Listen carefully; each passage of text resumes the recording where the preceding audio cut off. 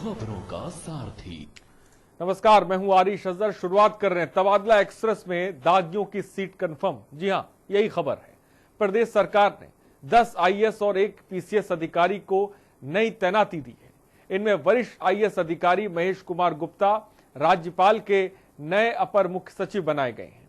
इसके अलावा विभिन्न तरह की जांच और कार्रवाई के दायरे में आए 9 अफसरों को महीने तक घर बैठने के बाद उनको भी तैनाती दे दी गई है।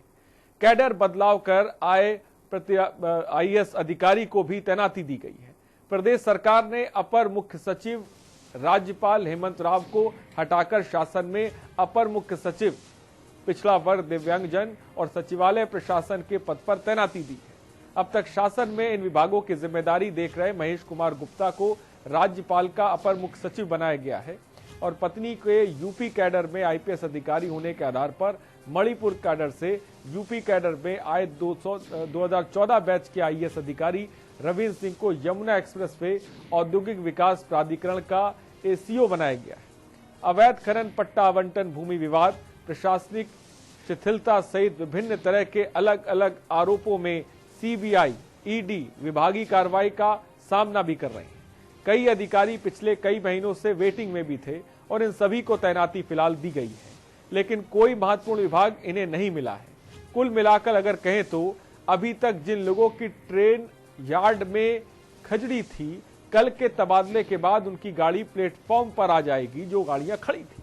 पिछले वर्ष अक्टूबर से अजय कुमार सिंह को सचिव राष्ट्रीय एकीकरण बनाया गया और जुलाई 2019 से संतोष कुमार राय को सामान्य प्रशासन, अभय को यूपी पुनर्गठन, समन्वय विवेक को नियोजन और तो खबर इस वक्त आपको बता रहे हैं। तबादला एक्सप्रेस में दागियों की सीट कंफर्म है, बड़ा सवाल है।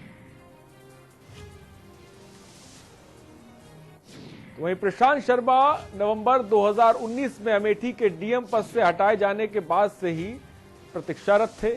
उन्हें वाय परियोजना विभाग में विशेष सचिव बनाया गया है। अक्टूबर 2019 में महाराजगंज के जिलाधिकारी पद से निलंबित कर हटाए गए और अमरनाथ उपाध्यक्ष पिछले दिनों बहाल कर दिए गए। अब उन्हें राजनीतिक पेंशन और स्वतंत्रता संग्राम सेनानी विभाग में विशेष सचिव बनाया गया। तो वेटिंग टिकट कंफर्म हो रही है। तबादला एक्सप्रेस में खबर इस वक्त हम दिखा रहे हैं, जहां पर दागियों की सीट कंफर्म हो गई है। आखिर सवाल सबसे बड़ा यह है कि इन दागियों की सीट कंफर्म कैसे हो गई, जिन पर तमाम जांचें भी चल रही हैं। बात ईडी की करें या फिर किसी और बात, लेकिन इन सब के बीच तबादला एक्सप्रेस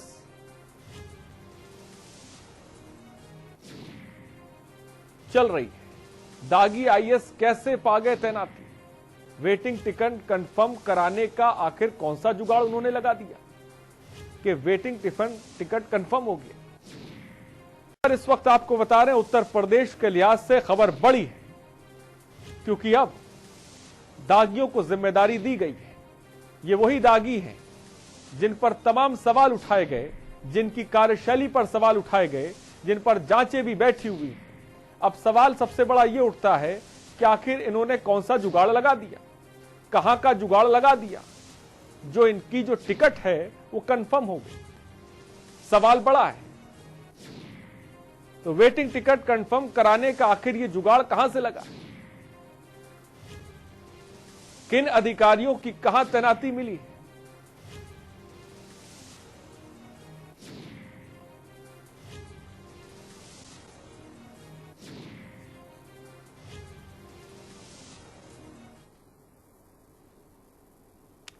तो साफ तौर पर हम ग्राफिक्स के जरिए भी आपको दिखा और समझा रहे हैं। 10 आईएएस अधिकारियों की नई तैनाती, उनके नाम आपके सामने। हेमंत राव, अजय कुमार सिंह प्रतीक्षारत, संतोष कुमार राय विशेष सचिव सामान्य प्रशासन, साथ ही साथ अभय विशेष सचिव उत्तर प्रदेश पुनर्गठन सामान्य विभाग, पवन कुमार विशेष सचिव भाषा। तो ये 10 आईएएस अधिकारियों की नई तैनाती, जिनके नाम हम ग्राफिक्स के जरिए हम आपको बता रहे हैं। लेकिन इन सब के बीच इनसे इनके पीछे जुड़ा हुआ एक सवाल भी है।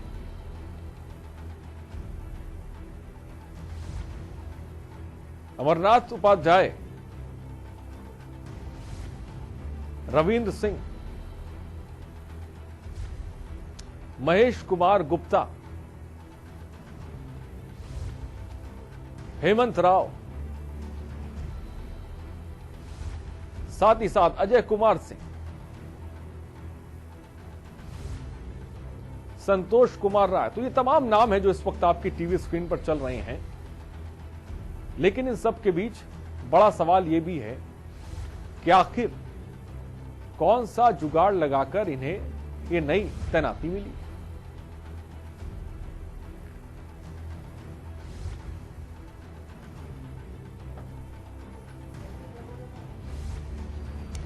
बड़ी खबर इस वक्त आपको बता रहे हैं, ग्राफिक्स के जरिए उन अधिकारियों के नाम भी बता रहे हैं और उनके पद भी बता रहे हैं, क्योंकि सवाल बड़ा है आखिर के ये जो वेटिंग का टिकट है ये कैसे कंफर्म हो गया।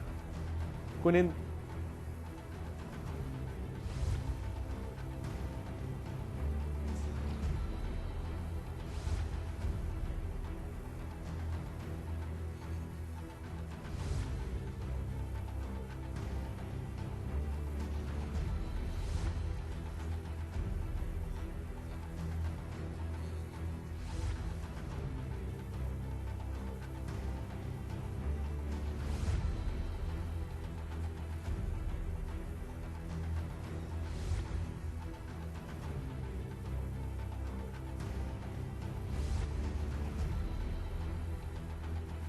बता रहे 10 आईएएस अधिकारियों की नए तैनाती, और इन सब के बीच बड़ा सवाल क्या आखिर इन 10 आईएएस अधिकारियों की नए तैनाती कैसे हो गई, क्योंकि इन पर तो कई मामले चल रहे थे, कई जांचें भी चल रही थी। आखिर कौन सा जुगाड़ इन अधिकारियों ने लगा दिया कि इनका जो वेटिंग का टिकट था वो कंफर्म हो गया, क्योंकि ये वेटिंग में थे। एक तरफ बड़ा फेलबदल है, दूसरी तरफ बड़ा सवाल है।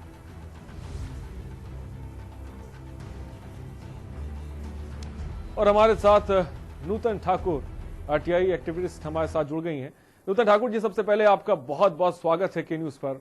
इन 10 आईएएस अधिकारियों की नई तैनाती हुई है और इस तैनाती के साथ कई सवाल भी उठ रहे हैं, सबसे पहले क्या कहेंगे आप? कोई भी अधिकारी सेवा में है तो उसको वेटिंग पे नहीं डाला जा सकता है, उसकी तैनाती बड़ी की बड़ी होनी ही है। वेटिंग पे भी पूरी तनख्वाह मिलती है और बिना काम के अधिकारी को तनख्वाह देने तो भी पब्लिक।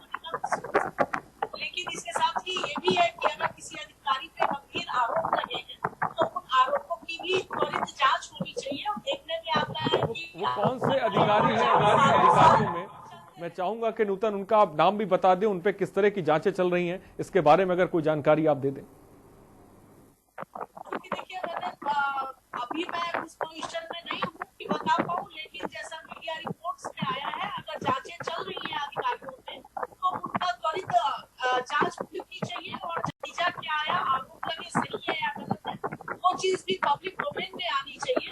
होता है कि अधिकारियों पे आरोप लगते हैं, ये कहा जाता है जांच हुई, लेकिन जांच बिठा दी गई, लेकिन जांच का नतीजा क्या होता है और कब जांच पूरी होती, कई बार सालों साल जांचें लंबित रहती है। तो मुख्य सवाल ये है कि अगर जांच हो तो समय सीमा में हो। केवल ये कहना कि अधिकारी ने गड़बड़ी की है, हमने जांच बिठा दिया, उतना पर्याप्त नहीं होता है। जांच में कार्रवाई क्या की गई, नतीजा क्या निकला, ये चीजें भी सामने आनी चाहिए।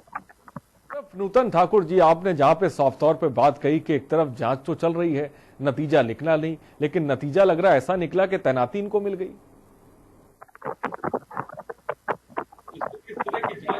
और किस तरह का जुगाड़ देखा जाए?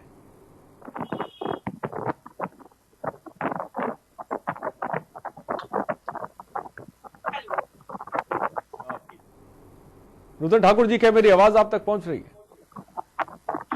आवाज कट गई थी, अब मिल गई। नूतन ठाकुर जी, मेरा कहना है कि जांच की जगह पर तैनाती दे दी जाए। आपने कहा कि जांच हो रही है, और ये हम भी सवाल उठा रहे हैं कि जब जांच हो रही थी, नतीजा नहीं निकला, उसके बाद भी इन अधिकारियों को तैनाती दे दी गई। लेकिन मैं कहूंगी कि अगर जांच चल रही थी और अधिकारी निलंबित नहीं है तो वेटिंग पे नहीं रखा जा सकता। तो कहीं ना कहीं तो तैनाती देनी ही है, लेकिन जांच की अवधि के दौरान महत्वहीन पद पे तैनाती दिए जाने का प्रावधान है, जहाँ की वो जांच को प्रभावित नहीं कर पाए। और अगर आरोप गंभीर प्रकृति के तो जांच को प्रभावित न कर पाए, इसलिए निलंबन के भी प्रावधान है। लेकिन होता क्या है कि कई बार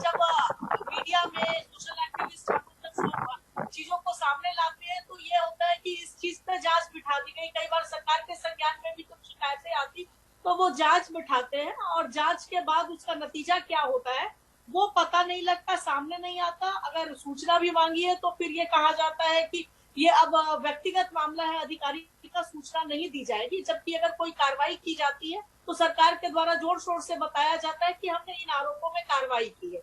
लेकिन जब जांच बैठाते और कार्रवाई क्या की, अगर आरोप गलत पाए गए वो भी अगर पब्लिक डोमेन में लाएंगे तो समझ में आएगा कि उस अधिकारी की गलती नहीं थी, हो सकता है या जांच में साक्ष्य नहीं मिले। लेकिन आप केवल जांच शुरू करिए कि तमाम जांचें हुई। अगर जब से देखिए सरकार बनी तो रिवर फ्रंट से लेके हर चीज पे जांच बिठाई गई, लेकिन किस जांच में क्या हुआ, कौन दोषी पाए गए, आज तक कोई भी चीज सामने नहीं आई। तो अगर जांच है तो उस पर प्रॉपर कार्रवाई होनी चाहिए और नतीजा क्या आया, अगर जांच में ये अधिकारी दोष मुक्त पाए गए तो वो चीजें भी सामने आनी चाहिए और अगर दोषी पाया गया तो पनिशमेंट क्या दिया गया ये चीज भी सामने आनी चाहिए। नूतन ठाकुर जी, आप काफी तजुर्बेकार हैं, चीजों को बहुत ही बारीकी से आप समझती भी हैं। मैं आपसे समझना चाहूंगा, जब सरकारें इस तरह का फैसला लेने लग जाएं, जैसा कि आपने जो है रिवर फ्रंट का भी जिक्र किया कि तमाम अधिकारियों पर उस वक्त जांच बैठी लेकिन नतीजा सामने नहीं निकला। एक और खबर भी हमारे सामने है, 10 IAS अधिकारियों का जिक्र हम लोग कर रहे हैं जहां पर उन पर जांच बैठी, नतीजा निकला लेकिन उन पर उनको तैनाती दी गई। जब इस तरह की खबरें सामने आती हैं, जब इस तरह के फैसले लिए जाते हैं, उसके पीछे क्या मंशा होती है सरकारों की कि इस तरह से अधिकारियों को जो है एक तरफ तो उन पर जांच भी है, दूसरी तरफ उनको पद दे दिया जाता है, उनको पावर भी दे दी जाती है? से देखिए, चूंकि सबसे बड़ा जो सवाल है वो ये है कि अगर कोई भी अधिकारी सेवा में है तो उसको केवल वेटिंग पे आप जांच के नाम पे नहीं डाल सकते। तो ये इसीलिए हम कहीं पोस्ट नहीं करेंगे, काम नहीं लेंगे। अगर आरोप तरीके के हैं और ये होता है कि जांच प्रभावित कर सकता है वो अधिकारी, तो उसको आप निलंबित कर सकते हैं। निलंबन के दौरान ही काम नहीं लिए जाने का प्रावधान है। अन्यथा अगर वेटिंग में रखते हैं तो भी वेटिंग में आप कर्मचारी को पूरी तनख्वाह भी दे रहे होते हैं और काम भी नहीं ले रहे होते हैं। तो ये सीधे सीधे कई बार ये कहा गया और ये पब्लिक का मिसयूज भी है कि अगर आप पैसा दे रहे हैं काम भी लीजिए, क्योंकि तनख्वाह भी जनता के पैसे से ही जाती है। इसके साथ ही अगर कई भ्रष्टाचार के आरोप हैं या अन्य कई बार डिसिप्लिन अपील रूल्स के तहत विभिन्न आरोपों में अधिकारी पे कार्रवाई होती है, अगर वो कार्रवाई हो रही है और अधिकारी निलंबित नहीं है तो कार्रवाई को भी जल्द पूरी की जानी चाहिए। अगर किसी मामले में भ्रष्टाचार की जांच हो रही तो उसको एक समयबद्ध तरीके से जांच पूरा किया जाना चाहिए, ताकि अगर उस जांच में अधिकारी दोषी पाया जाता है तो आगे आप फर्दर एक्शन लेंगे, कार्रवाई करेंगे तो पोस्टिंग की बात नहीं आएगी। अभी ये हो ये रहा है कि अगर आरोप है भी, जांच बहुत लंबी चल रही है, तो उसके बाद भी जब आपको काम लेना है, अधिकारी इससे काम लेते हैं, तो फिर अगर तुरंत नतीजा नहीं आता तो उसके रिपरकशंस ये होता है कि होना कुछ नहीं है। फिर अगर जहाँ पे आप उनकी गड़बड़ी पे अंकुश लगा सकते हो वो नहीं लगता, फिर वो हो जाता है कि आप छूट दिए हुए कि ठीक है हम जांच बिठा देंगे, फिर पोस्ट कर रहे हैं, फिर काम कर रहे हैं, फिर उसके बाद एक जांच भी है तो अधिकारी भी कहीं ना कहीं प्रेशर में होता है कि हो सकता है उसने एक गलत काम किया हो, दबाव में दूसरे गलत काम की बात आ जाए कि हमारा वो जांच खत्म हो जाएगा। तो तमाम ऐसी चीजें हैं जिसमें सेवा के अधिकारी उस चीज को फेस करते हैं और एक विलंब बहुत बड़ा कारण होता है। अभी जैसे कुछ दिन पहले देखे होंगे IPS अधिकारियों के भी ट्रांसफर्स में कई बार पैसे के लेन देन की बात आई, STF जांच बिठाई गई और तमाम चीजें आई कि पोस्टिंग्स में भी पैसे चल रहे हैं। ये अक्सर आम चर्चा में भी सुनने में आता है, थाने बिक रहे हैं, पोस्टिंग के रेट क्या है। अभी कुछ दिन पहले कानपुर के एक पद के लिए विकास प्राधिकरण के एक पद के लिए करोड़ों रुपए देने की बात की वीडियो लीक हुई और जिसपे STF ने जांच की, कुछ लोग गिरफ्तार हुए। लेकिन उस मामले में भी अगर देखिए तो सबसे बड़ा मुद्दा ये था कि जो पूरे इस प्रक्रिया में लाभार्थी होते, अगर पोस्टिंग होती तो वो IAS अधिकारी होते, लेकिन उन पे किसी भी तरीके की कोई कार्रवाई नहीं की गई, कानून को पकड़ा गया और बंद कर दिया गया, जबकि पूरी डील ही उनके लिए हो रही थी। और ये संभव नहीं है कि बिना उनकी सहमति के, उनकी सहभागिता के हो पाए। जितने पैसे देने की बात सामने आई कि इतने पैसे दिए गए, तो ये सब अपने आप में पोस्टिंग्स पे सवाल खड़े करते हैं कि क्या ये भी एक वजह होती कि कभी एक जगह पोस्टिंग होती, फिर कुछ समय बाद दिखता सूची बदल दी गई, कहीं और तैनाती अधिकारियों की तैनाती की हकीकत नूतन साफ तौर पर बता रही थी और ये सवाल हमेशा से उठता भी रहा है तबादलों को लेकर। लेकिन सबके बीच हम खबरें भी दिखाते रहते हैं। जब हम अधिकारियों की लापरवाही का जिक्र करते हैं और कहते हैं कि अधिकारियों में डर नहीं है, तो डर कैसे पैदा होगा जब वेटिंग के लोगों के, वेटिंग अधिकारियों का टिकट ऐसे आसानी से कंफर्म हो जाएगा। रुकते हैं ब्रेक के लिए, जल्द हाजिर होंगे। आप देख रहे हैं के न्यूज, खबरों का सारथी। न कूटनीति की बात, न राजनीति का युद्ध, हम आप सब कोरोना के विरुद्ध। कोरोना का जिक्र है, हमें आपकी फिक्र है। कोरोना अपडेट भी दिखाते हैं, उससे लड़ना भी सिखाते हैं। देखिए फिक्र आपकी, रात 9 बजे। टीवी 9 भारतवर्ष, अब तो सब देख रहे हैं। आईपीएल पान मसाला, इसमें है शिमोगा की मशहूर सुपारी, केरल के बागों से इलायची, सोलन के जंगलों से उत्पादित शुद्ध कत्था, असली फूलों की खुशबू और प्योर चंदन के तेल से निर्मित 0% निकोटीन, 0% टोबैको युक्त आईपीएल पान मसाला।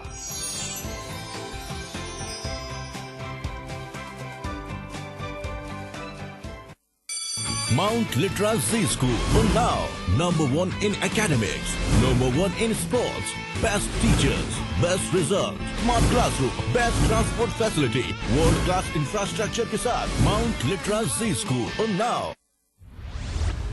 केबल ऑपरेटर्स जो पहुंचाते हैं आप तक हमारी हर बात, सजगता और समझदारी जिनकी है पहचान, जो है कोरोना योद्धा, जो है जिम्मेदार। इन कोरोना योद्धाओं को के न्यूज का सलाम। आप हैं तो हम हैं, आपके बिना हम कुछ नहीं। देश भर के केबल ऑपरेटर्स कोरोना योद्धाओं का के न्यूज की तरफ से हार्दिक अभिनंदन। कानपुर में करोड़ों की बेशकीमती जमीन हड़पने का खेल।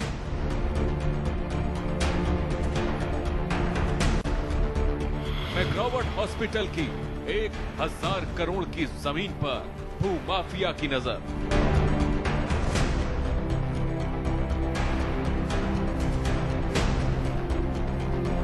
भूमाफिया सफेद पोश, गठजोड़ चल रहा शतरंजी चालें।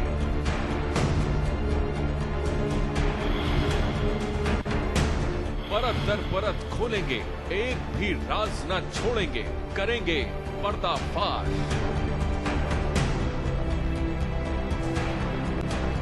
सिर्फ के न्यूज पर।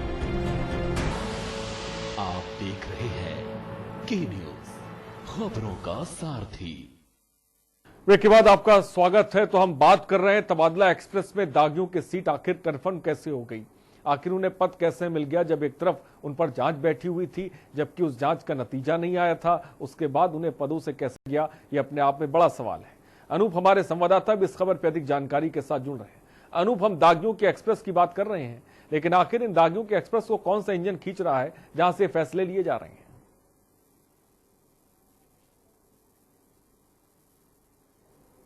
अनूप, क्या मेरी आवाज आप तक पहुंच रही है?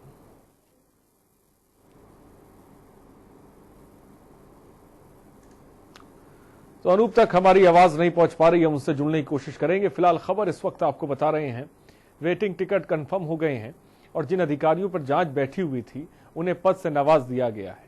ये सवाल इसलिए बड़ा हो जाता है कि अगर अधिकारियों को इस तरह से पद दिए जाएंगे, ये वो अधिकारी हैं जिन पर जांचें बैठी हुई थी और उन जांच का अभी भी नतीजा नहीं आया है।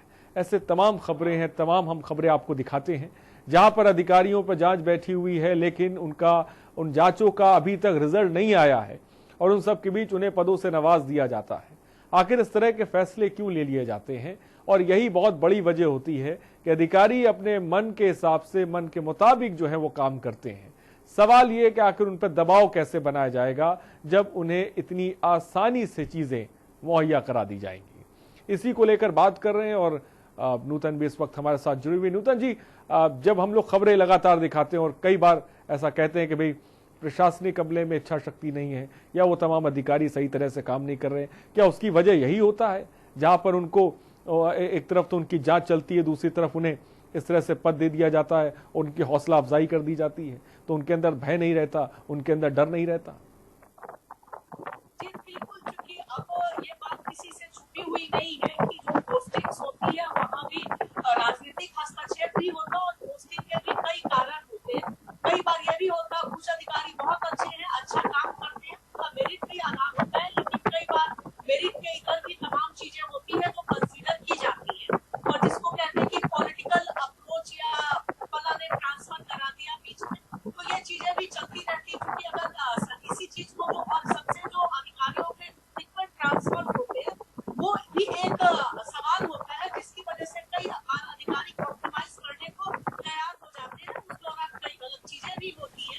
शिकायत का मुख्य मुद्दा ये है कि अगर कोई अधिकारी दोषी है, आपको लगता है कि उसने गलत काम किया है, और अगर जांच बिठाया है, आप उसकी जांच कर रहे हैं, तो जांच एक सर्विस रूल भी कहता है कि समयबद्ध तरीके में 6 महीने में आप पूरी कर देंगे, लेकिन वो सालों साल चलते रहता है। कई बार अगर आप किसी अधिकारी को फेवर करना चाहते हैं तो उसकी जांच 2 महीने में भी आप खत्म कर देंगे। हो सकता है इनिशियल प्रोसेस भी नहीं इनिशिएट करिए, और कई बार अधिकारी जो साधारण है उसके अप्रोच नहीं है, तो उसके जांच को आप पूरा न करके सालों साल चलाते रहिए कि अपने सर्विस में सफल करें। तो इस चीज को लेके जब सुप्रीम ऑर्डर के बाद सर्विस रूल्स में अमेंडमेंट हुए IAS IPS अधिकारियों के, उसमें कहा गया कि अगर कोई भी जांच है तो उसको 6 महीने में आप पूरी करें, लेकिन उसके बाद भी देखने में आता है कि जांच पूरी नहीं होती है और काफी लंबी चलती है।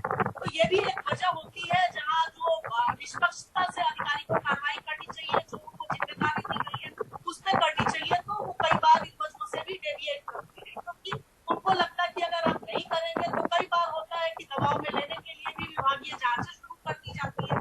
कई बार शिकायतें सही होती हैं, आती है, वहां जांचें होती, कई कारणों से जांच होती है, और जांच कौन किस अंजाम पे पहुंचा उसके भी कई कारण होते हैं। इसमें पारदर्शिता होनी चाहिए, और अगर किसी अधिकारी के खिलाफ अगर कोई आरोप पत्र दिया गया है तो जिस तरीके से सरकार कहती है कि हमने विभागीय जांच बिठाई है, आरोप बताती, तो उसके बाद उन आरोपों का क्या हुआ, अधिकारी दोषी पाया गया क्या साक्ष्य, इन चीजों को भी सामने लाने की जरूरत है ताकि इसमें पारदर्शिता हो। तो साफ तौर पर नूतन ठाकुर जी ने पूरा जो मैकेनिज्म बताया, आखिर ये सिस्टम पूरा कैसे काम करता है। बहुत बहुत शुक्रिया नूतन जी हमसे जुड़ने के लिए और तमाम जानकारी और अपनी बात रखने के लिए। तो आप बखूबी चीज़ों को समझते होंगे कि आखिर कैसे अधिकारियों को पद दिया जाता है और कैसे उनसे काम कराने के लिए उनसे पद छीन भी लिया जाता है। इन सब के बीच एक खबर और, जहां पर वे टिकट कंफर्म कराने का जुगाड़ लगाया गया और 10 IAS अधिकारियों को उनको पदों से नवाजा गया है। लेकिन इन सब के बीच ये भी जानना जरूरी है कि ये वही अधिकारी हैं जिन पर जांच भी बैठी हुई है। खबरों में इतना ही, बने रहिए हमारे साथ। नमस्कार।